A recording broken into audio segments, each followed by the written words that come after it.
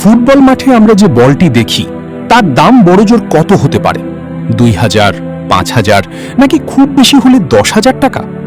কিন্তু আমি যদি বলি ২০২৬ ফুটবল বিশ্বকাপে যে বলটি দিয়ে খেলা হবে তার ভেতরে লুকিয়ে আছে আস্ত একটি কম্পিউটার চিপ, হ্যাঁ ঠিকই শুনেছেন, ২০২৬ ফুটবল বিশ্বকাপের অফিসিয়াল বল ট্রিয়ন্ডা শুধু চামড়া আর বাতাসের তৈরি কোনো সাধারণ ফুটবল নয়, এটি আসলে বিশ্বের অন্যতম আধুনিক একটি স্মার্ট ডিভাইস।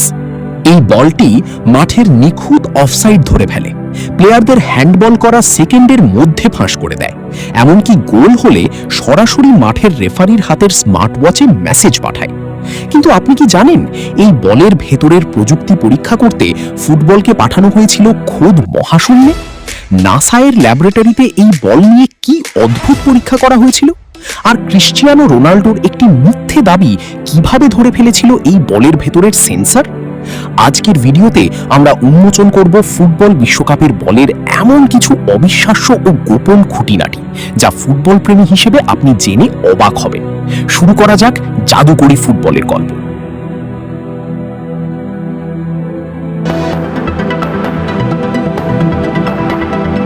আমাদের অনেকেরই মনে একটা সাধারণ ধারণা থাকে যে বিশ্বকাপের এত দামি আর হাইটেক বল হয়তো জার্মানি, আমেরিকা বা জাপানের কোনো রোবোটিক ল্যাবরেটরিতে তৈরি হয়, কিন্তু আসল সত্যিটা জানলে আপনি গর্ববোধ করবেন।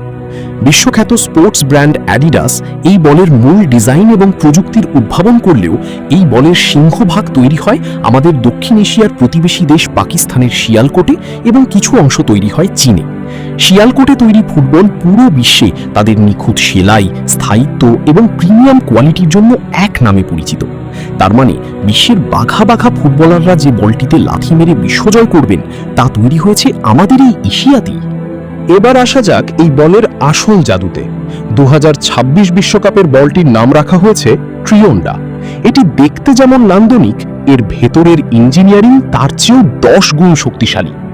প্রথমত, এই বলটির বাইরের অংশে মাত্র ৪টি প্যানেল ব্যবহার করা হয়েছে এবং এর উপরিভাগ কিছুটা খাঁজ কাটা বা খসখসে করা হয়েছে। এর সুবিধা কি জানেন? বাতাসে ওড়ার সময় বলের গতিপথ বা এরোডাইনামিক্স থাকে একদম নিখুঁত। অনেক সময় গোলকিপাররা অভিযোগ করেন যে বল বাতাসে হুট করে দিক পরিবর্তন করে ধোঁকা দেয়, ট্রিয়ন্ডার ক্ষেত্রে সেই সুযোগ একদমই নেই। দ্বিতীয়ত এবং সবচেয়ে বড় রহস্য হল কানেক্টেড বল টেকনোলজি। এই বলের ঠিক মাঝখানে অর্থাৎ ভেতরের ব্লাডারের কেন্দ্রে ঝুলন্ত অবস্থায় বসানো আছে একটি অত্যাধুনিক মোশন সেন্সর, IMU সেন্সর। এই সেন্সরটিকে বলের চারপাশ থেকে কয়েকটি আল্ট্রালাইট সুতা বা কর্ড দিয়ে টেনে ধরে রাখা হয়েছে, যাতে ফুটবলাররা যত জোরেই শট মারুক না কেন সেন্সরটি যেন বলের একদম কেন্দ্রেই স্থির থাকে। এই সেন্সরটি কোনো সাধারণ চিপ নয়, এটি প্রতি সেকেন্ডে ৫০০ বার বলের গতি, ঘূর্ণন ও অবস্থানের লাইভ ডেটা সরাসরি VAR রুমে পাঠাতে পারে। এখন আপনার মনে প্রশ্ন আসতে পারে, কোনো খেলোয়াড় যদি পেনাল্টি বক্সের ভেতর হাত দিয়ে বল ঠেকায় তবে কি বলটি নিজে থেকে কোনো সাইরেন বাজাবে বা রেফারিকে সরাসরি বার্তা পাঠাবে?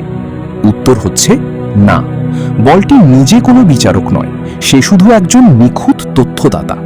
যখনই কোনো খেলোয়াড়ের হাত বা শরীরে বলটি স্পর্শ করে সাথে সাথে বলের ভেতরের সেন্সরে একটি হার্টবিট বা তরঙ্গের মতো গ্রাফ তৈরি হয়। একে বিজ্ঞানের ভাষায় বলা হয় স্নিকোমিটার। VAR রুমে থাকা রেফারিরা এই গ্রাফের টাইমিংয়ের সাথে মাঠের হাই স্পিড ক্যামেরার ফুটেজ মিলিয়ে ১ সেকেন্ডের মধ্যে নিশ্চিত হয়ে যান যে ওটা হ্যান্ডবল ছিল নাকি অন্য কিছু। তবে একটি জায়গায় বল সরাসরি রেফারিকে সিগন্যাল পাঠায়, আর তা হলো গোল লাইন টেকনোলজি। বলটি যখনই পুরোপুরি গোল লাইন পার হয়ে জালের ভেতর ঢুকে যায় সাথে সাথে মাঠের চারপাশের সেন্সর তা ডিটেক্ট করে এবং মাঠের প্রধান রেফারির হাতের স্মার্ট ওয়াচে সরাসরি ভাইব্রেশন সহ গোল লেখাটি ভেসে ওঠে।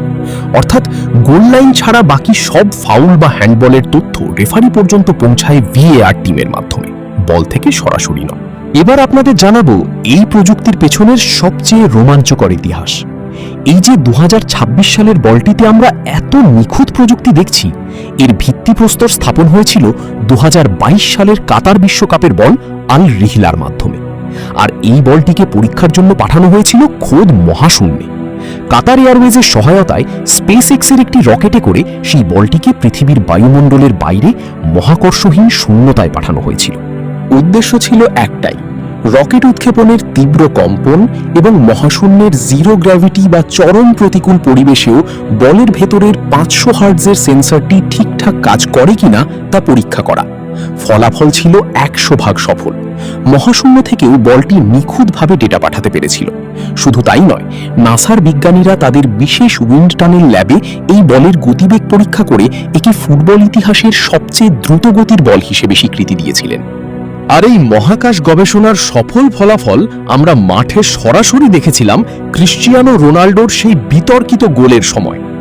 উরুগুয়ে বনাম পর্তুগালের ম্যাচে রোনাল্ডো দাবি করেছিলেন যে ব্রুনো ফার্নান্ডেজের ক্রসটি তাঁর মাথায় লেগে গোল হয়েছে এবং তিনি উদযাপনে মেতে ওঠেন। কিন্তু ঠিক তখনই বলের ভেতরের সেন্সরটি আসল সত্যিটা ফাঁস করে দেয়। ফিফা বলের লাইভ ডেটা বা স্নিকোমিটার পরীক্ষা করে দেখায় যে বলটি যখন রোনাল্ডোর মাথার পাশ দিয়ে যাচ্ছিল তখন বলের ভেতরের তরঙ্গের গ্রাফটি ছিল একদম সোজা, অর্থাৎ বলটিতে কোনো স্পর্শই লাগেনি। ফলে গোলটি রোনাল্ডোর পরিবর্তে ব্রুনোর নামে দেওয়া হয়। এই বলের কারণেই আগে যেখানে অফসাইড চেক করতে কয়েক মিনিট নষ্ট হতো তা মাত্র 20 থেকে 25 সেকেন্ডে নামিয়ে আনা সম্ভব হয়েছে। জানা যাক এই বলের দাম এবং ম্যাচের কিছু অদ্ভুত নিয়ম সম্পর্কে। আন্তর্জাতিক বাজারে এই অফিসিয়াল প্রো ম্যাচ বলের দাম প্রায় 170 থেকে 195 মার্কিন ডলার, যা বাংলাদেশি টাকায় কনভার্ট করলে দাঁড়ায় প্রায় 20 থেকে 23 হাজার টাকারও বেশি। এখন ভেবে দেখুন, বিশ্বকাপের একটি ম্যাচে কিন্তু মাঠের ভেতরে মাত্র একটি বল দিয়ে খেলা হয় না। খেলা যেন কোনো কারণে থমকে না যায় সেজন্য মাঠের চারপাশে বল বয়দের কাছে মোট 20টি অফিসিয়াল ম্যাচ বল প্রস্তুত রাখা হয়।